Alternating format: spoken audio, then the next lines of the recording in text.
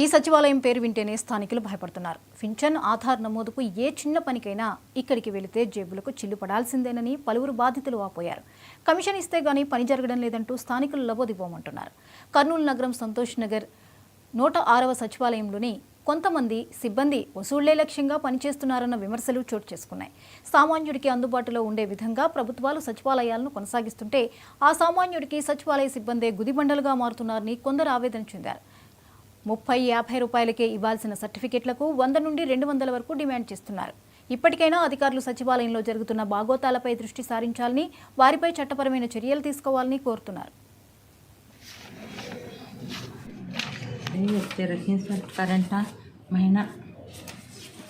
Aadhaar card దింపనికి పిల్లలకి వాళ్ళు వచ్చేసి 200 అని చెప్పినారు. దింపని ఎందుకు మేము 50 రూపాయలే కదా అన్నాము. గొడవ అయింది అక్కడ. కానీ ఖచ్చితంగా 120 రూపాయలు ఇవ్వాల్సింది అన్నాము. దింపినారు. ఫస్ట్ సారి ఒకరికి క్యాన్సిల్ చేసేసినారు. 2 దింపినాము అన్నారు. మళ్ళీ రెండోసారి వెళ్ళినాక ఆధార్ కార్డులు మళ్ళీ అక్కడ అడ్రస్ మళ్ళీ చేంజ్ చేసి 200 తీసుకున్నారు.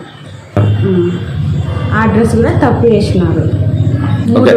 3 ఆధార్ కార్డులు చేయించినాము. డబ్బులు వచ్చేసి 900 తీసుకున్నాడు. అదే అడ్రస్ మళ్ళీ రాంగ్ వేసి కక్షతో మళ్ళీ ఫెయిల్ చేసినాడు. పెన్షన్ కోసం పెట్టకుండా నాకు చేయి పని చేస్తలేదు. నేను డాక్టర్లతో కూడా తెచ్చుకుంటే కూడా ఆ అమ్మాయి వెంకటలక్ష్మి మేడం పట్టించుకోవటం లేదు. ఈరోజు రా రేపు రా అని చెప్తూనే ఉంది. కానీ ఖర్చు కోసం కూడా 3000 వరకు ఖర్చు వచ్చింది నాకు. నాకు దయచేసి పెన్షన్ రాయండి సార్.